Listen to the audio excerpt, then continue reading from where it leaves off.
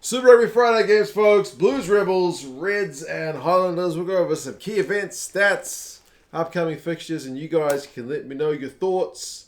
14-0 lead for the Rebels. Fa'amusili and Canham going over in the first 5 minutes. Not a bad start for the Rebels. But then pretty much 10 tries in a row for the Blues, and then they kind of traded one at the end. If you go on old school playground rules, last try wins, and the Rebels would have got the job done. But unfortunately, in professional rugby, 11 tries to 4 is a big old hiding. The Blues were loose early.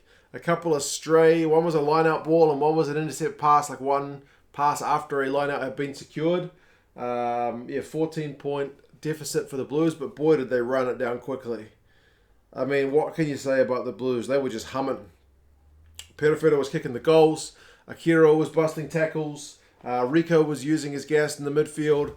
Mark Talia had one of the most beautiful finishes you will ever see, with a diving dot the ball down while in midair, pretty much like, I don't know, vertical. Like, it was a crazy finish. Go back and watch the highlights if you want the Blues just tearing it up. Akira gets 2 tries. Rico gets a hat trick.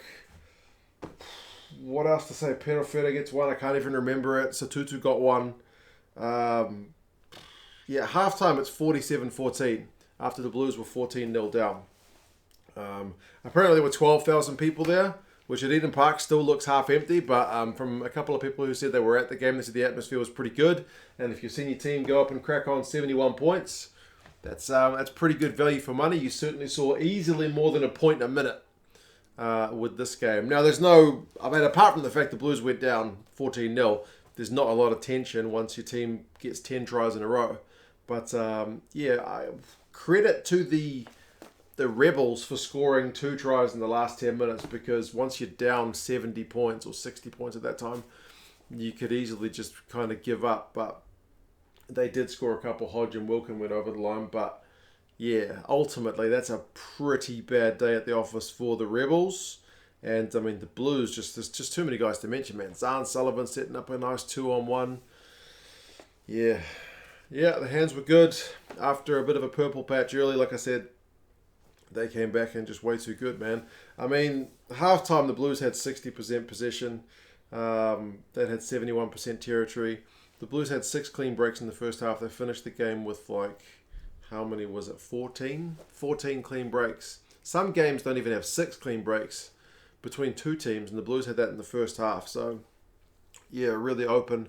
Clark beats 9 defenders. Rico beats 6. He has 100-plus run meters. I think Clark and Rico, pretty much between them, had as many run meters as the Rebels.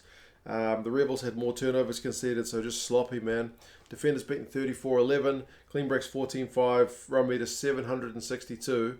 to 236. It's just a walloping. The Blues. I mean, at least that's a good test that they can give a 14-0 lead away and then come back really smartly. So there you go. There you go, man. The Blues are still riding pretty high, and they are home to the Reds next week, who are in a bit of a slump. And the Chiefs at home await the Rebels. So they'll want to put this one behind them as quick as possible, because, yeah, that was genuinely pretty embarrassing. The next game, so different. So different. That game, the first one, is just bonkers crazy with tries. This one, 27-19, was pretty ugly, especially the first half.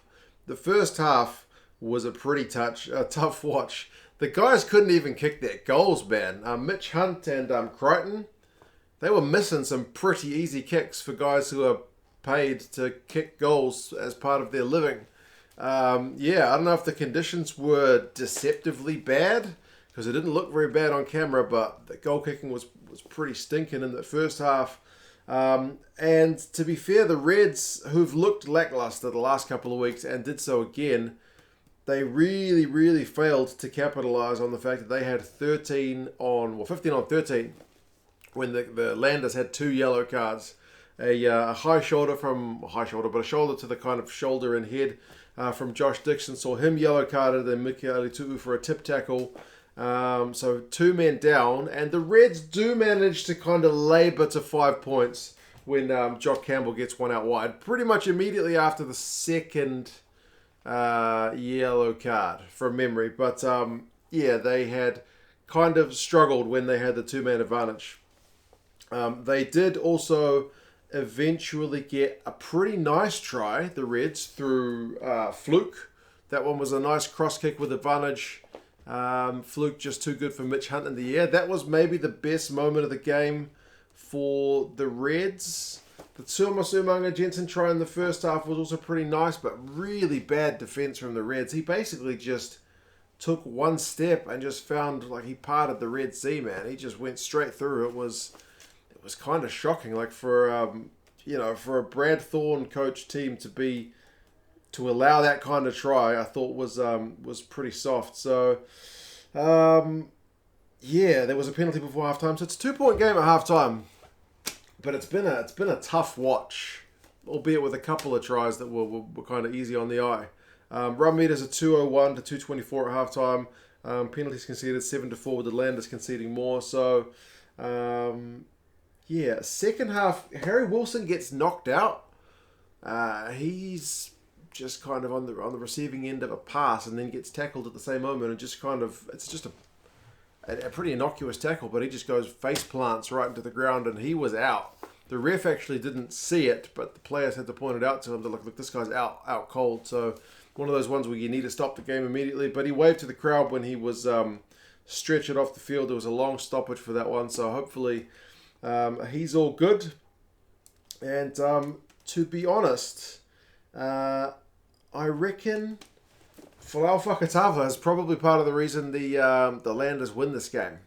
They were doing a lot of box kicking, the Highlanders, but when Fakatava comes on, I mean, Smith got a pretty nice try for the Reds. It was like a proper grind phases, and then he just kind of powers over from close range. But Fakatava comes on, and he just adds that bit of zip, eh?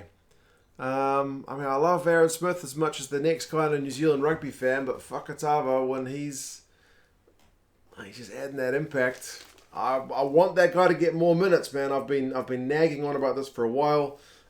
People reminded me earlier on in the season he had been injured, so he was just coming back, so they didn't want to flood him with minutes. But give the guy more minutes, because yeah, he added some zip, man. They were 19-13 down, and to be fair, Smith's try was a bit dodgy because he kind of crawled with that one. But anyway, we won't go on about it. Fakatava comes on, and then suddenly the no-look out the back pass for Scott Gregory, that was just gold, as good as the Talea try probably. In terms of the try assist, that's the best try assist I think you'll see this week. And then he gets the next try. They look like they're going to call a maul. They look to set a maul, but then they just go quickly left. Next phase, Fakatava snipes over. So, yeah, plus a couple of penalties that Mitch Hunt's actually able to kick over. And that was one of the Mighty Banks, I can't remember, but a couple of penalties. I think it was Hunt kicking penalties. Yeah, they managed to get that lead, and it's enough. It's enough. The Reds look pretty dejected after this game, and I think rightly so. That was a pretty poor showing. They probably needed to put the Highlanders to the sword when they had 2 extra men instead of just get 5 points. Yeah, they just, I don't know, they just look a bit of, I know they're without Tupou, I know they're without James O'Connor, but still, they need to be better than that. The Highlanders haven't been setting the world alight. Reds are at home. Reds should be winning that game, but good on the Highlanders. I mean, I'm wearing their jersey for a reason. They were kind of up against it. They weren't looking too flash, but they held on, didn't concede many points when they were 2 men down. And, Fakatava comes on and helps spark things into action. And they got a decent result. So, yeah, man, run meters 420 to 440, pretty close. Possessions 49-51. Reds have more in the first half. Highlanders have more in the second half. Fakatava, a try and a try assist, like I mentioned. I mean, McCrack gets 17 from 19 tackles. But, yeah, it just seemed all a bit disjointed from the Reds. I mean, it wasn't exactly free-flowing action from the Highlanders either. But as I said, when Fakatava comes on, they at least looked a bit sharper. So, yeah, there you go. You guys let me know your thoughts on the games. Oh, I should say the Reds have got the Blues away, and the Highlanders have got somebody home to the Force. My handwriting's terrible. So yeah, maybe this is a chance for the Landers to kind of get some form, bounce back. The Reds are in a bit of a rut, and the Rebels will want to forget that one as quick as possible because that was a bit of a stinker. The Blues, barring that 14-point deficit at the start and conceding a couple of tries at the end, will be pretty chuffed with how they went. But anyway, you guys let me know your thoughts, and I'll talk to you guys again soon. See you later.